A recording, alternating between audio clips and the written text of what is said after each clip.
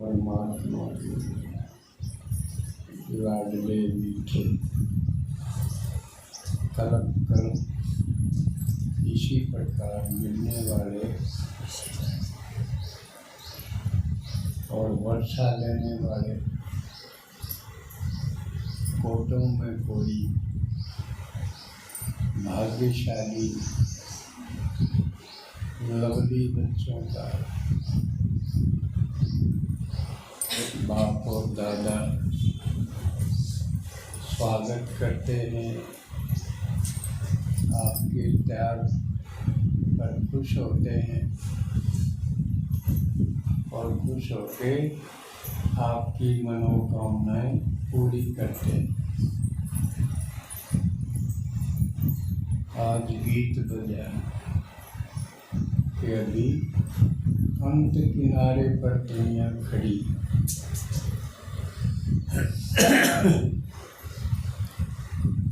वैसे तो शिव बाबा ने प्रवेश करते ही दो बातें बताई कि मैं किस लिए आया हूँ। इस पुरानी दुनिया की समाप्ति और नई दुनिया की स्थापना। और समाप्ति से पहले जो नई दुनिया के देवी देवता हैं उनको ढूंढ के निकालना और फिर उनको पढ़ा के पालना करके तैयार करना। किस काम के लिए तैयार करना? नई दुनिया में राज करने के लिए, ठाठ करने के लिए। और वो तैयारी पुरानी दुनिया में से फंसे हुए बच्चे निकालते निकालते इस खेल खेल में तैयारी हो जाएगी। अभी आपने होली का उत्सव जैसे मनाया ना, समझा भाई, उसमें कुछ जलाना था, कांटे थे वो जलाने थे और फिर एक दो को रंग लगाना था। तो ये रंग लगाना सेवा। कौन सा रंग लगाना था? शिव भगवान के ज्ञान का। क्योंकि और रंग चढ़े हुए थे ना, भक्ति मार्ग के झूठ के रंग चढ़े हुए थे। तो हमारा काम था, क्योंकि हमारे पास सच्चा रंग आ गया था और पहले हम अपने आप को रंगते हैं उस नए ज्ञान, सच्चे ज्ञान में, और फिर औरों को लगाते हैं। और इसमें ना नुक्कड़ भी करते हैं, जैसे आप करते हो भाई कमा तो हाँ, लेकिन लोग डरते हैं और कहते हैं थारा भगवान तो हमने बना रहे। इस प्रकार की कड़वी कड़वी बातें कहते हैं। तो ये खेल में भी होता है। नए आदमी का रंग लाओ तो बड़ा डरेगा, भागेगा, ना करेगा, है। तो ये पक्की निशानी है। भक्तों ने कितना अच्छे ढंग से बताया, लेकिन हम छोड़ेंगे आज ना छोड़ेंगे, बस हैं, खेलेंगे हम होली, है ना। अभी तो आप सब खेल ही गए हो होली और रंग लगाए गए, लेकिन इस रंग लगाने में जिसके लगा दोगे वो आपका हो जाएगा 21 जन्म के लिए। इस चीज का किसी को पता ही नहीं था। नहीं तो पुरानी दुनिया में तो यूं रंग पानी डाल के खत्म, लेकिन हमारा रंग तो अपना बनाने वाला है ना। लेकिन इस बात को बाबा कहे थोड़े बच्चे ही समझ पाते, नहीं तो सेवा की कीमत नहीं समझ पाते। अगर सेवा की कीमत समझें तो एक दिन भी सेवा के बिना रहे नहीं। मिस्टर स्टूडेंट हो भाई, पेपर है उसका, और पेपर से एक दिन पहले भी उसने फुर्सत मिल जा पूरी, सारा कोर्स में दोहरा के रखा, यो भी आ जा कर दे, यो भी आ जा कर दे, और 5 नंबर भी बढ़ गए तो मेरे लिस्ट के अंदर मेरा मेरिट में नाम आ जाएगा, पोजीशन आ जाएगी, प्रतिशत बढ़ जाएगा। कितनी लगन हो स्टूडेंट को। तो बाबा के तुम भी तो स्टूडेंट हो, और ये पढ़ाई भी है, और इसमें एक दिन 20-30 की 10-20 की सेवा कर दी तो भी हमारा रैंक बढ़ जाएगा। देखो सर्विस में फौजी का एक भी तोड़ लग जा, और थोड़ा सा इतना करी, कितनी खुशी होगी वो। तो पुरुषार्थ में क्या वो कमी छोड़ेगा। तो अब तो पहले तो बाबा ने आते बताए भाई इस पुरानी दुनिया का होना है विनाश। लेकिन बताया अभी संगम युग का भी टाइम है, थोड़ा सा तो मिलेगा ना पुरुषार्थ के लिए। तो वो पुरुषार्थ का टाइम भी अब तो पूरा हो गया, अब की भी कोई कसर है। क्यों बता दिया विनाश कैसे होगा, लड़ाई लगेगी, दूसरे देशों में लड़ाई लगेगी, भारत में नहीं लगेगी। तो बात तो लग रही है ना, समाचार तो सुनते हैं, दिखाते भी हैं, कितनी भयंकर लड़ाई है। 24 दिन हो गए, मिसाइल पर मिसाइल दागी जा रही, सब तहस नहस हो गया। यूक्रेन रूस के द्वारा। तो ये लड़ाई अब बढ़ते बढ़ते क्या करेगी, विनाश हो रहा है। दूसरा, भारत में देखो हालात कैसे बदल रहे। एक मूवी ने, एक पिक्चर ने सारा भारत आंदोलित कर दिया, सब हिले हुए। कौन सी है वो, कश्मीर फाइल, उस पिक्चर का नाम है कश्मीर फाइल। किसके ऊपर है, कश्मीर में 1990 में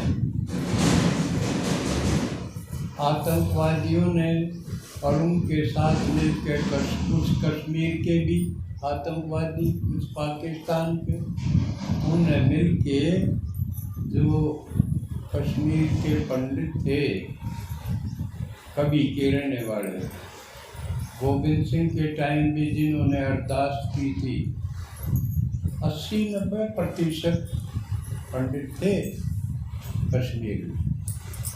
लेकिन उनको ईंट के मार के बुरी तरह उनके साथ सारे जुल्म करके उनको वहाँ से भगा दिया। घर बार कारोबार सब छोड़ के उन्हें जान बचा के भागना पड़ा। जैसे पाकिस्तान हिंदुस्तान बना था 47 में, उस टाइम जैसे हत्याएं हुई थी, उससे भी और भयंकर हाल हुआ और उनको भगा दिया। वो बेचारे अब तक भी टेंटों में पड़े हैं इधर उधर। और ये बात है 1990 की। किसी सब ने उसको दबा दिया, अब पता ना चले क्यों दबाया, नेताओं का क्या इंटरेस्ट था। अब ये बात सोच रहे थे ख़त्म हुई, लेकिन एक आदमी ने इसके ऊपर एक पिक्चर बना दी और असली की बना दी। उन लोगों के पास जा जा के उनकी सारी बात पूछ के, सुन के, उनके फोटो वगैरह लेके जो भी उपलब्ध हुए, यानी इस तरह की बना दी कि नकली नहीं हो सकती वो, असली। अब उसको जो भी देखने जाता है वो रोता है। हाल में जो भी गया वो रोया। और पता चल गया कि हमको पता ही नहीं था कि यूँ भागना पड़ा हमको। नहीं तो साधारण सोचे थे भाई थोड़े बहुत डरा दिए होंगे, अब भागो, छीन लिए होंगे ना। उनको बुरी तरह मारा गया, बेइज्जती की गई। अब ये लोग इसको देख रहे हैं और एक क्रांति पैदा होगी। अब कितना जरूर अपने ही देश में, आज़ाद देश में, और हमारे साथ ही ऐसा हुआ तो एक जबरदस्त क्रांति खड़ी होगी। महापरिवर्तन का ये भी एक कारण बनेगा। शासन पद्धति, शासन में भी परिवर्तन आएगा, क्योंकि लोग पूछते हैं कि उस समय ये राजनेता क्या कर रहे थे। शासन था, अपने देश में था, अपना राज था, तो ये क्या कर रहे थे जब ऐसे जुल्म हो रहे थे। तो एक जबरदस्त क्रांति पैदा हो रही है और ये हो सकता है गृह युद्ध का कारण बनेगा। बाबा ने बताया भारत में गृह युद्ध होगा, यानी ये ग्रुप के ग्रुप आपस में टकराएंगे संगठन बन के, और घर घर का हाल तो बिगड़ ही रहा है। आज की समाचार एक 80 साल का एक बूढ़ा आदमी ने अपना लड़का, लड़के की बहू, 2 पोती घर में कोठिए थी, घर में बंद करके और झाकी में वो पेट्रोल की बोतल भर के उनमें डाल दी जहाँ वो सो रहे थे, और आग लगा दी और मकान बंद। वो चिल्लाए तो लेकिन कोई कुछ कर नहीं पाया, सारे जल गए, चारों के चारों उसमें भस्म हो गए। अब घरों का ये हाल है। रोला के था, प्रॉपर्टी का रोला था, संपत्ति का, जायदाद का रोला था। और आजकल क्योंकि रोला है ही घर घर, और खासकर संपत्ति पे। बाप हम तो बूढ़ा हो रहा था, थोड़े दिन में मरे है, बाकी उनने का था जो थे आए लड़का था। लेकिन आजकल किसी में धैर्य नहीं।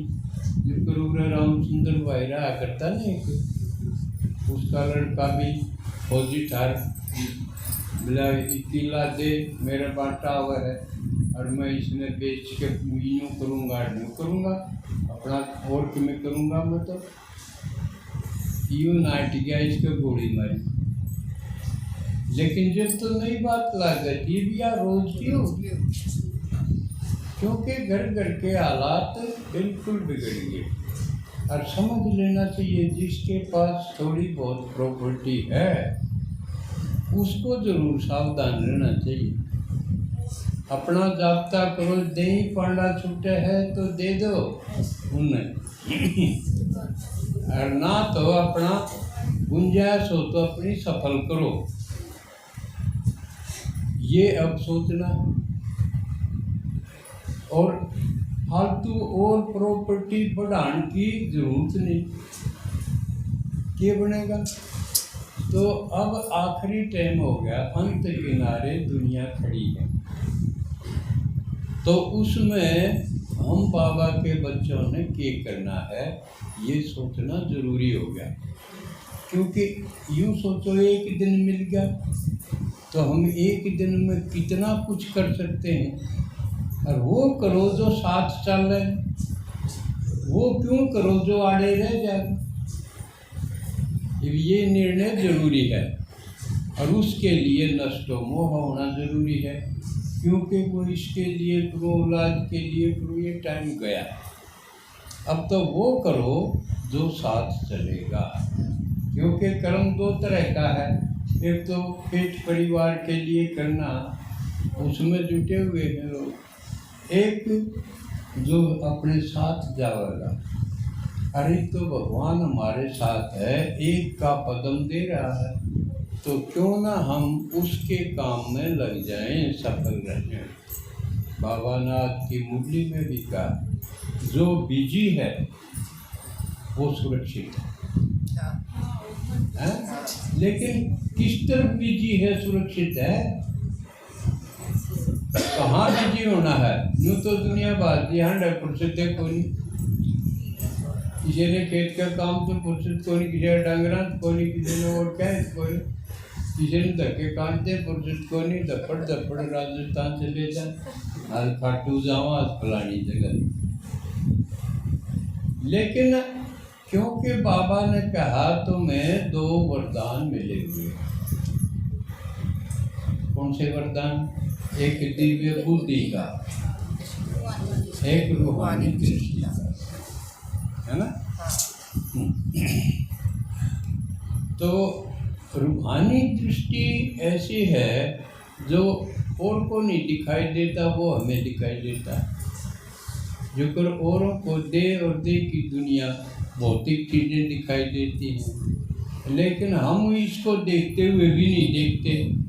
हमें जैसे शरीर के अंदर आत्मा है वो दिखाई देती है, वैसे गुप्त है, सूक्ष्म है। तो ये है रूहानी दृष्टि का वरदान। और दूसरा दिव्य बुद्धि का वरदान। बुद्धि जो नहीं वरदान है, साधारण बुद्धि है, वो बस मैं और मेरा परिवार, गणत गणा मेरी जात मेरा गोद, अड़ती चक्कर काट लिया है, वो दिव्य नहीं हुई। दिव्य बुद्धि यानी रिफाइंड और विशाल, उसने और ज़्यादा दिखाई दे, सोचेगा, उसका विचार चलेगा बेहद का। जैसे अभी हमने एक प्रस्ताव दिया था लिखने को, अब उसमें पता चलेगा किसने की लिखा है, कितना सूझ है। सूझना दिखना, जैसे हमारी पाठशाला का दिया था, ये न्यारी है, सत्य न्यारी है, लेकिन वो किस किस बात में न्यारी है, यूँ किसी ने कितना दिखेगा, किसी ने कितना दिखेगा। जैसे उदाहरण के लिए, एक तो चीज सब ने दिखे हुई, और सब जगह तो क्लास करें तो मुरली सुनाओ, सेंटर हो, पाठशाला हो, और सारा, यहाँ तो कोई मुरली नहीं सुना। यहाँ तो ओरल यानी जबानी मुरली, ऐसी बात नहीं मैं ना पढ़ता हूँ, मैं भी पढ़ता हूँ और उनसे ज़्यादा पढ़ता हूँ। अगर मैं पढ़ूँ नहीं तो सुनाऊँ क्यों कर? लेकिन मैं इतनी गौर से पढ़ता हूँ कि पढ़ के फिर उसको हजम कर ले। एक तो ईसा पढ़े, ईसा सुने, थोड़ी बार में नुना मेरा के पढ़े, क्यों? क्यों? उसका भीतर और दुनियादारी घूमे है। उस दुनियादारी को खत्म करके उस पर स्टॉप लगा, फिर अगर सुनोगे तो आपको जो कि तो अंदर उतर जाएगी। फिर चाहोगे जब आप मर्ज कर लो। तो ये दिव्य बुद्धि का वरदान।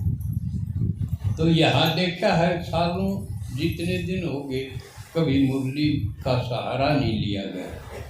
मुरली सुनाना तो साधारण बात है, कोई भी 5वीं 4वीं क्लास का बालक भी पढ़ के सुना देगा। इसमें महानता क्या है? महानता ये है कि उसको पढ़ के समझ के अपने शब्दों में, और जो सुनने वाले के लेवल पर उतर के उसी की भाषा में उसको दे। जिस तरह अपना एक उदाहरण है, रोटी को चूर मसल कर, छोटे बालक न जो कर रोटी न मसल के उसका चूरमा बना के खुआ दे, सतवा की रोटी।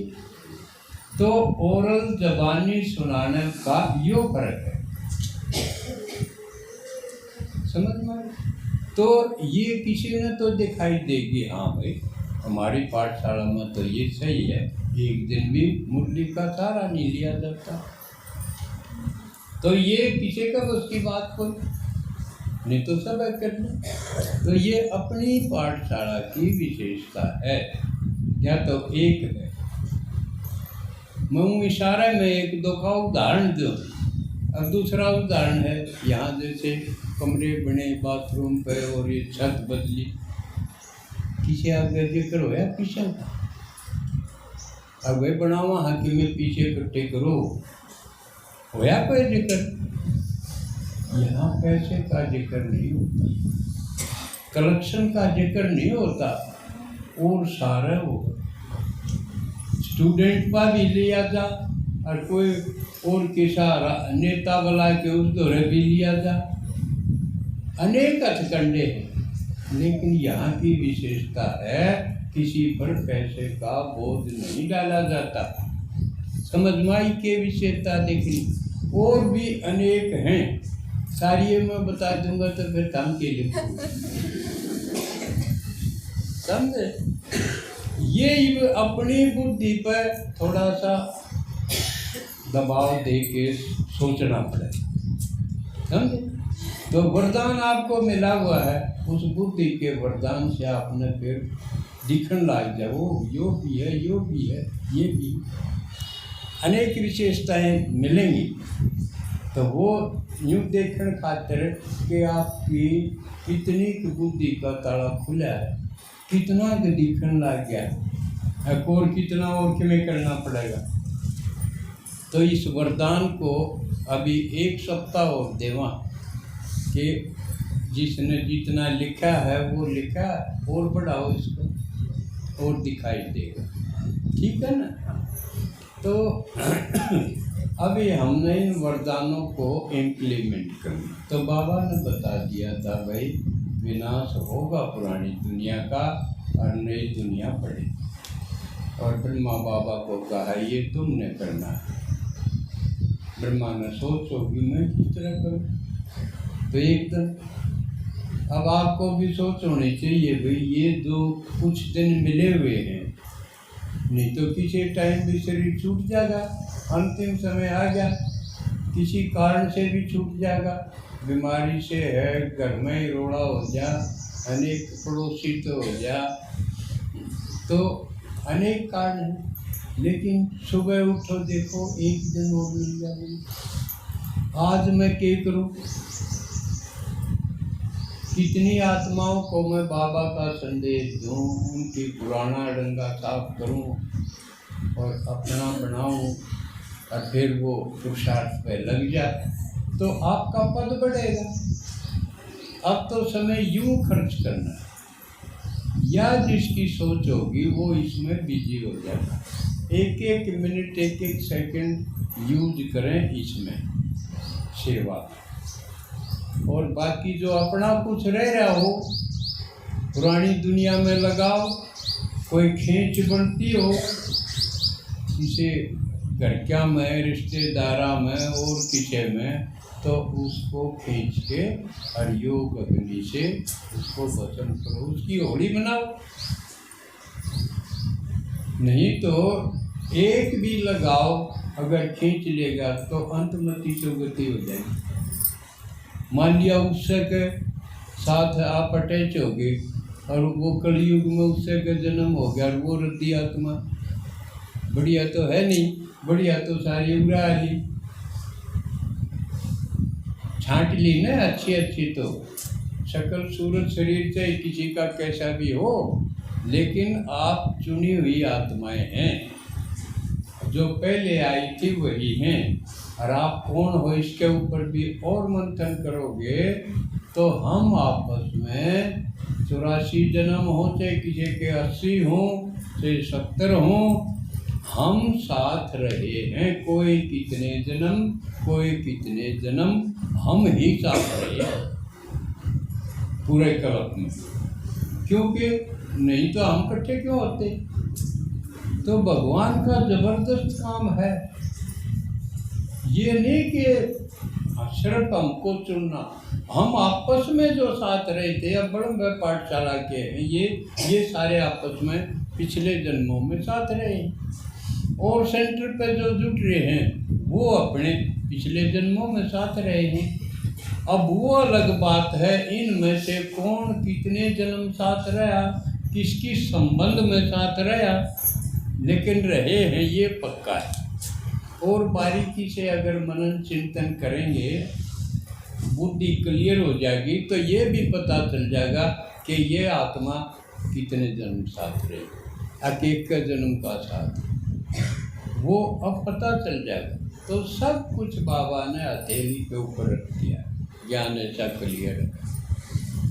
तो होली मनाए ली, क्या मना रहे हैं, तो उसका उद्देश्य ये है कि अब ये काम करना, 1 मिनट भी खाली नहीं।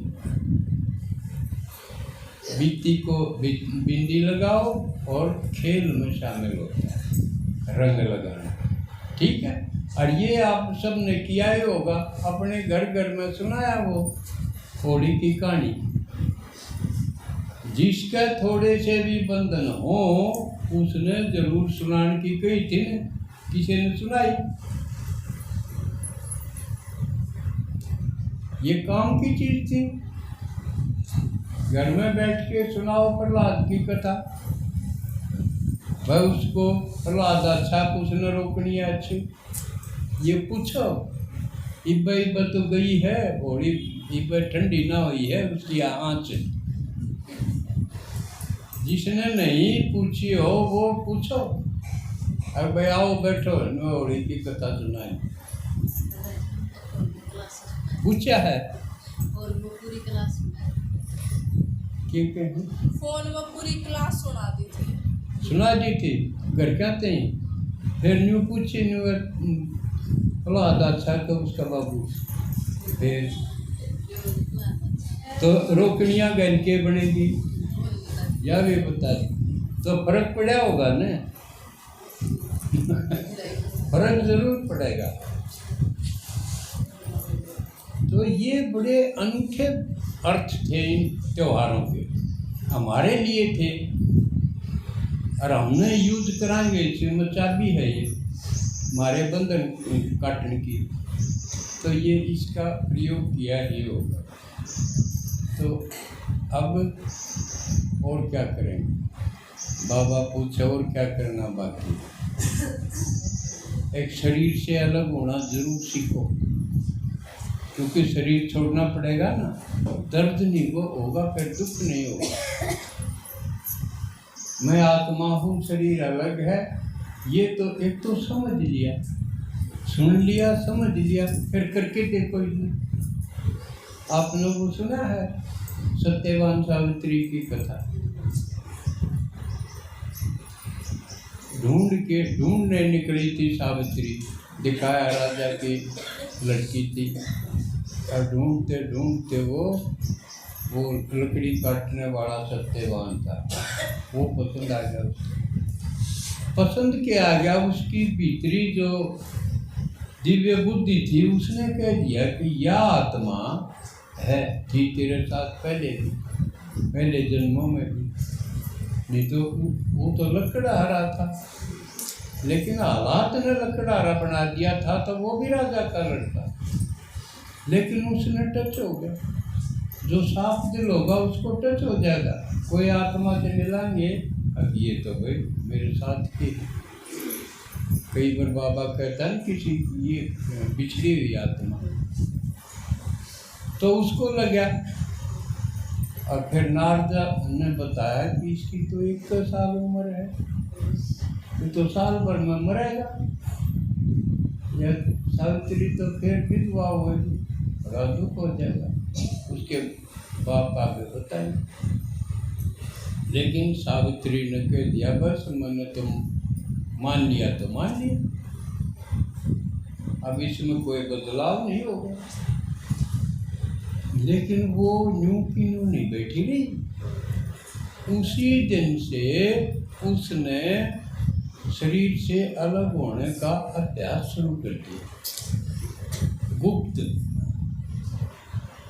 नहीं तो इसने रोकेगी क्यों करे। साल भर के बाद जब इसकी आत्मा निकलेगी तो मैं इसका पीछा करूंगी, मैं इसने देख सकूंगी आत्मा ने, और इसके साथ चल सकूंगी। वो जब उसका जब शरीर से न्यारा होना चाहिए। तो ये सावित्री ने अभ्यास शुरू कर दिया। और जब वो टाइम आया, उसने नोट कर रखा था, अकाल तो खेती में भी चालूंगी तेरे लकड़ी काटे। उसने बेराई को नहीं क्यों कहा है, हाँ। वो जिद करके वो साथ चले। और जब उसका होया कहाँ मन तो चक्कर आवा है, तो तार लिया। और जो उसकी आत्मा शरीर छोड़ के चली तो सावित्री ने भी अपना शरीर छोड़ के उसका पीछा किया। तो कथा बना रखी है, यमराज ने कहा भाई तू साथ नहीं आ सकती, या मैं तो आऊँगी और ना तो मेरी बात मानी जा। तब उसने यमराज से वचन भरवा के ऐसी चीज मांग ली कि उस बिना हुआ पूरी नहीं हो। अब मेरे इतने बच्चे हों जो हों, अब वो गिर गया। कथा ये है कि वो गिर गया, फिर उस आत्मा को उसने छोड़ना पड़ा। तो ये कथाएं बताती हैं कि पहले भी शरीर से अलग होने का अभ्यास सीखते थे, और मूल रूप से तो ये अब की बात है, क्योंकि बाबा का पहला पाठ ये है कि तुम शरीर नहीं, शरीर के अंदर तो हो लेकिन तुम आत्मा। लेकिन हमारा काम सिर्फ अलग होना नहीं है, क्योंकि आत्मा भी गुणों के अंदर बदलती है। गुणों के अंदर बदलने का मतलब है सतोगुण में, रजोगुण में, तमोगुण में। सारी चीज जैसे गुणा में बदलती है, आत्मा भी बदलती है। तो कलयुग के समय आत्मा तमोगुण में आ जाती है, उसके विचार नीचे हो जाते हैं, उसकी सारी गतिविधि, क्योंकि विचार, आचार और व्यवहार ये करती तो आत्माएं है ना, तो वो तमोगुणी हो जाए, दुखदायी हो जाती है अपने लिए भी और के लिए। तमोगुण का ये मतलब। तो लेकिन बाबा आवा है उसको सतोगुण बनाओ, क्यों सतयुग में जाओगी तो वहाँ तो सतोगुणी आत्मा होगी, तमोगुणी तो कलयुग में रह जाएंगे। वो तो खत्म, या तो वो बदल जाएं, रजो में सतो में आ जाएंगे, सतोगुण में, उससे पहले रजोगुण में आऊँ। तो ये इसको सतोगुण गुणी भी बनाना और फिर सेवा भी करना, अलग भी होना, सतोगुणी भी बनाना और फिर खुशी में, आनंद में फिर भाग खेलना। यू सिस्टम है सारा जो भगवान ने बताया, बिल्कुल क्लियर बताया, इसमें कोई गलतफहमी की बात नहीं। अब सवाल रह गया भाई किसने सुनाओ। अब फिर बुद्धि का प्रयोग करो। गुरुआ ने कितनी आत्माएं रखी, कितने चाहिए हैं गुरुआ के? लाखों लाखों। राधा स्वामी के कितने हैं, सब रामपाल के कितने हैं, सतसाहिब के, और ये और श्याम जी के कितने, देखे कितनी भीड़ होती।